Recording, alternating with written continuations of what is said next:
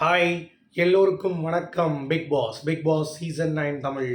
So இந்த வீடியோவில் காலையிலேயே வந்து பார்த்தீங்கன்னா எதிர்பாராத விதமாக ஒரு சண்டை யாருக்கு யாருக்கு அப்படின்னு சொல்லி பார்த்தீங்கன்னா நம்ம கனிக்கும் அமித்துக்கும். ஸோ அதை பற்றி கிளாரிஃபிகேஷன் என்னென்னலாம் வந்து பேசுகிறாங்க அப்படிங்கிறத பற்றி தான் வீடியோவில் நம்ம பார்க்க போகிறோம். ஸோ வீடியோக்குள்ளே போகிறதுக்கு முன்னாடி சேனலுக்கு புதுசாக இருந்தீங்கன்னா கண்டிப்பாக சப்ஸ்கிரைப் பண்ணிக்கோங்க. வீடியோ மறக்காமல் ஒரு லைக் பண்ணிக்கோங்க. இப்போ நம்ம வீடியோக்குள்ளே கண்டிப்பாக போகலாம். ஸோ பிக் பாஸ் சீசன் 9 தமிழில் காலையிலேயே அமித்தை வந்து பார்த்திங்கன்னா நேற்று நைட்லேருந்தே வம்பிழுத்துட்ருக்காங்க. பார்வதி எவ்விடமோ அமித் அவ்விடம் அப்படின்ற மாதிரி ஒரு பாயிண்ட் ஆஃப் வியூ வச்சு நம்ம காலையிலையும் அமித் வந்து பேசியிருக்காங்க. அடுத்து கிச்சனில் வந்து வேலை பார்த்துட்டு இருக்கும்போது அமித்தை வந்து அந்த மாதிரி வார்த்தைகள் சொல்லி பேசியிருக்காங்க. உடனே டென்ஷன் ஆகிட்டார் அமித். அது நீங்கள் எப்படி சொல்லலாம் அப்படின்னு சொல்லி கேட்குறப்ப, இல்லை சார் எனக்கு தோணுச்சு சார், ஃபன்னாக தான் பேசுகிறேன்னொடனே, இல்லை எல்லா இடமும் ஃபன்னாக பேச வேண்டாம், இது வந்து தப்பாக இருக்குது, தப்பாக போகும் அப்படின்னு சொன்னோடனே, என்னங்க இது அப்படின்ற மாதிரி 2 பேருக்குள்ள செம்ம ஒரு வாக்குவாதம் வருது. நான் சொல்கிறேன் நீங்கள் கேட்க மாட்டீங்களா, எனக்கு அது பிடிக்கலங்க அப்படின்னோடனே, ஏங்க அது தனியாக கூட்டிச்சு சொல்லலாம், நீங்கள் எதுக்கு இப்போ சபை முன்னாடி எல்லாம் கத்திட்டு இருக்கீங்க அப்படின்னு சொன்னோடனே, எத்தனை தடவை சொல்கிறது, நீங்கள் அதுக்கு எஃபர்ட் போட்டிங்களா, நீங்கள் அதுக்கு எஃபர்ட் போட்டு வர வேண்டியதானே, நான் மட்டும் தான் வந்து பேசணுமா அப்படின்னு சொல்லி அமித் வந்து முதல் முறையாக ஒரு ஃபைட் வந்து எடுத்து அடித்து தூக்குறாரு அப்படிங்கிறது பார்க்க முடியுது. கனி வந்து அங்கே பதில் இல்லை.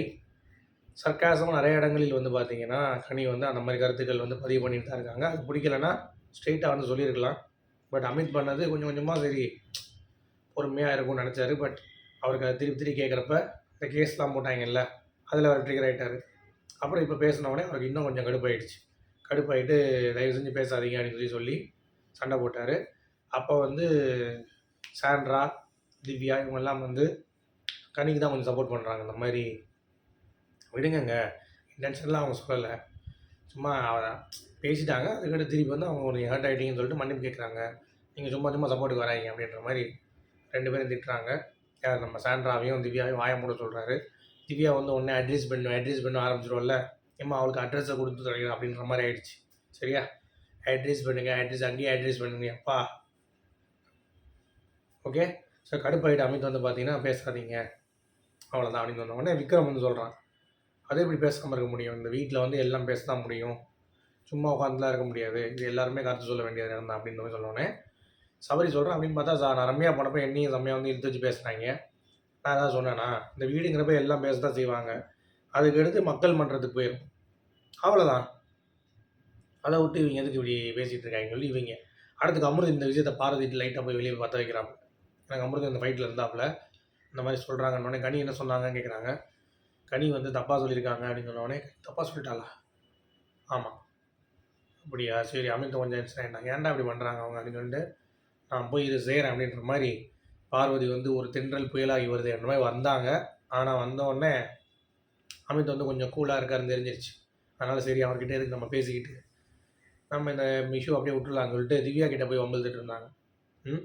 என்னங்க பாத்திரம் நிறையா வருது, காலையிலே சேர்ந்து மதியானம் சமைக்கிறீங்களா அப்படின்னு சொன்னோடனே, இல்லை நான் வந்து அட்ரஸ் பண்ணு பாயிண்ட்டை பேசணும் திருப்பி ஆரம்பித்தான்.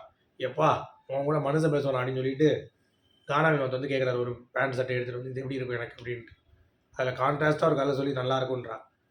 கருப்பு கலருக்கு டார்க் நல்லா இருக்காது. பார்வதி சூப்பராக சொன்னான், ஒயிட்டு போடுங்க செமையாக இருக்கும். அதுக்கே மூஞ்சி செத்து போச்சு திவ்யாவுக்கு.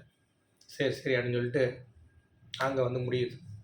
முடிஞ்சவொடனே திருப்பி வெளியே பார்வதியும் அமித்தும் வந்து பேசிகிட்டு இருக்காங்க. அதில் பார்வதி வந்து ரொம்ப தெளிவாக சொல்கிறாங்க, சரி நீ இப்போ சொல்லிட்ட, நீ இதை பற்றி இழுக்காதான்னு திருப்பின்ட்டு, அதனால தான் நான் இழுக்கலை, இல்லாட்டி இப்போ போய் கனிக்கிட்ட நான் பிரச்சனை பண்ணுறதுக்கு தயாராக இருக்கேன் அப்படின்றாங்க. இல்லை வேண்டாம் பெற்று, அவள் சர்க்காசம் சொல்லிட்டு நிறைய விஷயம் பண்ணிகிட்டு இருக்கா. நான் வந்து ரொம்ப ரெஸ்பெக்ட் வச்சுருந்தேன் கனி மேலே, ஆனால் அவள் இவ்வளோ சீப்பாக இறங்கி கமெண்ட் பண்ணுவாங்கிறது தெரியாது. ஏன் பாலுக்கிட்ட மட்டும் சொல்கிறா, நான் கமருதி கூட தான் பழகிறேன், வேறு நான் கானா வினோத்து கூட தான் பழகிறேன், ஏன் உன் கூட பழகினா மட்டும் ஆர்வ தோழின்றா, பார்வதி எவ்விடமே அவ்விடான்றா, இந்த மாதிரி எதுக்கு அவங்க அது பேசுகிறாங்க, இது வந்து நிஜமே தப்பாக இருக்குது, அவங்க மேலே இருக்க மரியாதை அப்படிங்கிறது கொஞ்சம் கொஞ்சம் குறைஞ்சிருச்சுன்னொடனே கனி அப்படிப்பட்டவா தான், அவங்க அப்படி தான் இருப்பாங்க, என்னை பிடிக்காதனால அவங்க அப்படி பேசுவாங்க சர்க்காசமாக.